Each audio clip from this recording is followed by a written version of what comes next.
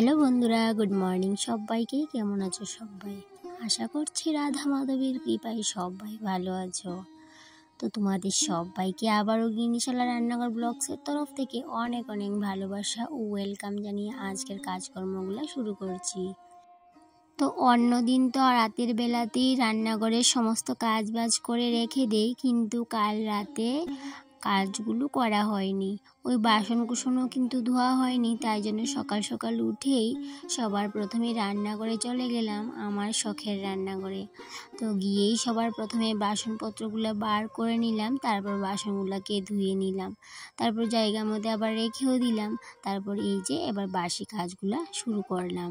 তো কালকে রাতে না অতটাও ভালো লাগছিল না, আর অনেক রাত হয়ে যাওয়ার কারণে ভাবলাম থাক, আজকে আর বাসন কুসনগুলো ধোয়াধুয়ি করবো না, কালকেই সকালে করে নেব।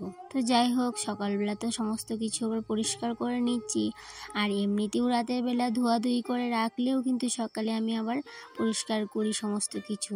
তো যাই হোক, আজকে একটু এক্সট্রা কাজ হয়ে গেল, ওই যে বাসন কুসনগুলো ধোয়া। তো সেগুলো ধুয়ে নিলাম, তারপর একে একে ইন্ডাকশনটা, গ্যাসের চুলাটা সমস্তটাই মুছে নিলাম। তো কিছু কিছু কাজ আছে যেই কাজগুলো আমরা প্রত্যেক দিনই করে থাকি, সেগুলো যদি ইচ্ছে করেও কিন্তু প্রত্যেক দিনের তালিকা থেকে বাদ দিতে পারি না, কারণ সেগুলো প্রত্যেক দিনই রুটিন, আর সেগুলো আমাদের করতেই হবে, ইচ্ছে করলেও করতে হবে, না করলেও করতে হবে। তো তোমাদের সাথে গল্প করতে করতে টেবিলটাও মোছা হয়ে গেল।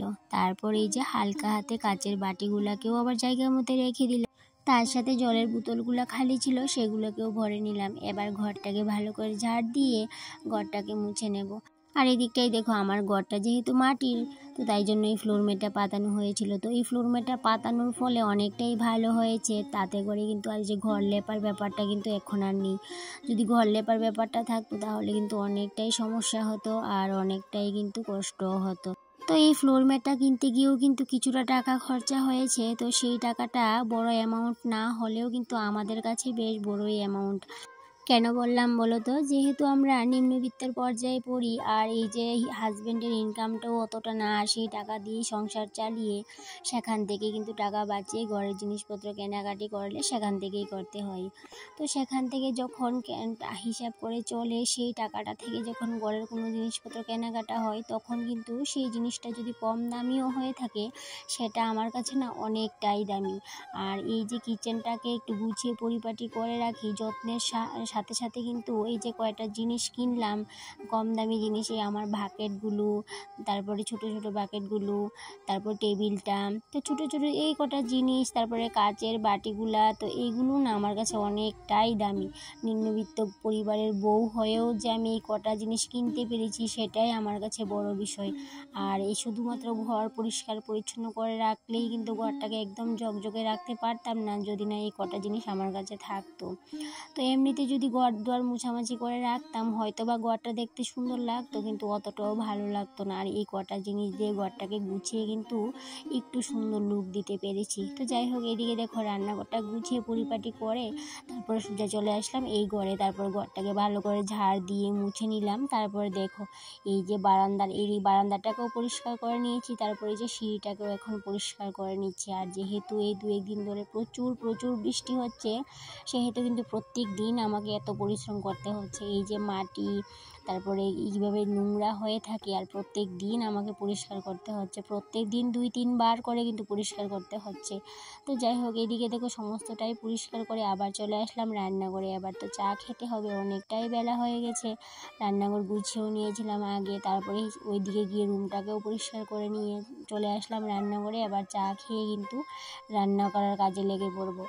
তো একটু তাড়াতাড়ি করে ঘুম থেকে ওঠার ফলে কিন্তু এই যে সময়ের মধ্যে সমস্ত কাজ বাজ কমপ্লিট করে নিতে পেরেছি। এখন কিন্তু বেশি বেলা হয়নি, ওই যে 7টার মতো হবে। তো যাই হোক, 7টার ভিতরে আমি সমস্ত কিছুই করে নিয়েছি। আর এদিকে দেখো হাজব্যান্ডের জন্য চা নিয়ে নিলাম, আমার জন্য নিয়ে নিলাম। তারপরে যে চায়ের বাসনগুলোকে ধুয়ে নিলাম, সেই সাথে এখন ভাবলাম না আজকে চটপট করে রান্নাটাও সেরে নেব। কেন কি পুজোটাও কিন্তু দেওয়া হয়নি, ভাবলাম একবারে রান্নাটা করে রান্নাঘরতে একবার বের হয়ে যাব, তারপরে পুজোটা দিয়ে দেবো। তো সেই অনুযায়ী চালটা নিয়ে নিলাম, ভাতটা বসিয়ে দিলাম। তো ভাতটা বসানোর আগে ওই যে আমি একটা নিয়ম করে 1 মুঠ চাল রাখি, সেটাও রেখে দিলাম। আর সেই পর্যায়ে কিন্তু ভাতের জলটাও গরম হয়ে গেছে। তো আজকে আর ইন্ডাকশনে ভাতটা রান্না করে নিই, কেন বলো তো, আজকে ভাবলাম সকালের রান্না দুপুরের রান্না একবারে করে নিব। তো তাই জন্য এই যে বড় ডেগের মধ্যেই ভাতটা বসিয়ে দিলাম। আর অন্য দিন না ভাত থাকে রাতে, তো আজকে যেহেতু ভাত নেই তো তাই জন্য একটু বেশি করেই ভাতটা চালটা নিয়ে নিলাম। আর এই যে 2 বেলার জন্য হয়ে যাবে। 2 বেলা না, আমাদের প্রায় 3 বেলাই হয়ে গেছিলো, কারণ চালটা একটু বেশি নিয়ে নিয়েছিলাম। আর এদিকে দেখো জল চলে এসেছে, আর বাইরে এত বৃষ্টি শুরু হয়েছে কি বলবো তোমাদের। আর প্ল্যান্টগুলোকে বার করে নিয়েছি, আর কেন কি জল যেহেতু এসেছে ভাবলাম তো জলটা নিতে অসুবিধা হবে, তাই জন্য প্ল্যান্টগুলোকে বাইরে রেখে দিয়ে আসলাম। আর এদিকে দেখো ড্রামটা না অনেকটাই নোংরা হয়েছিল, তো ভাবলাম ড্রামটাকে একটু পরিষ্কার করে ধুয়ে নিই। আর যেহেতু ড্রামটাকে পরিষ্কার করব তাই জন্য এই জায়গাটাকেও ভালো করে মুছে নিচ্ছি। তো গতকালকে তো এই জায়গাটা পরিষ্কার করেছিলাম, কিন্তু ড্রামটাকে সরানো হয়নি। তো যেহেতু আজকে ড্রামটাকে সরানো হয়েছে তাই জন্য ভাবলাম না আজকে এই জায়গাটাকে একটু ভালো করে মুছে নিই। তো এমনিতে তো প্রত্যেক দিনই মুছা পড়ে, এদিকে সেদিক যেদিকেই পারি মুছে পরিষ্কার করে রাখি, জগজগে করে রাখি। আর এদিকে দেখো কত বৃষ্টি হচ্ছে বাইরে, তো ভাবলাম ড্রামটাকে যেহেতু খালি করেছি ড্রামটাকে তো ধুয়ে নিয়ে আসতে হবে, যেহেতু জলের সাথে প্রচণ্ড আয়রন আসে। আর তাই জন্য 2-1 দিন বাদে বাদেই কিন্তু ড্রামটাকে ধুয়ে রাখতে হয়। আর এই যদি 2-1 দিন বাদে বাদে ড্রামটাকে না ধুই তাহলে কি হবে বলো তো, এই যে জলের একটা লালচে দাগ পড়ে যাবে। আর যেহেতু আমার রান্নাঘরের প্রত্যেকটা জিনিস আমার কাছে দামি, তাই জন্য আমি সব সময় জিনিসগুলোকে অনেকটাই যত্নে রাখি। আর এদিকে দেখো রান্না বান্না কমপ্লিট করে সমস্তটাই কমপ্লিট করে সমস্ত বাসন কুসন নিয়ে চলে আসলাম বাইরে। ভাবলাম স্নানের আগে সমস্ত কটাই কিন্তু এই যে ভিজে ভিজে কাজ করার যে কাজগুলো আছে সমস্তটা সেরে নেব, তারপর স্নানটা সেরে নেব। তো তার আগে না গাছের নিচে অনেকগুলো আম পড়েছে, সেগুলো কিন্তু তোলা হয়নি। তো ভাবলাম বাসনগুলোকে আগে মেজে নিই, তারপরে এই যে আমগুলোকে তুলে নেব, তারপর স্নান করে পুজো দেব। আর এই 2-3 দিন ধরে এত বৃষ্টি হচ্ছে, সব জায়গাতেই কিন্তু অনেক বৃষ্টি হচ্ছে। তো জানি না কবে এই বৃষ্টি থামবে আর কতদিনই থাকবে।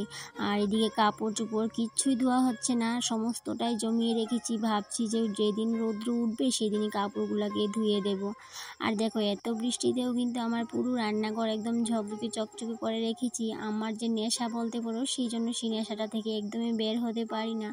বৃষ্টিও কিন্তু আমাকে আটকাতে পারেনি, সমস্ত রান্নাঘর চকচকে ঝকঝক করে রেখে তারপর রান্না বান্না সেরে এই যে চলে আসলাম বাইরে আম তুলে নিতে।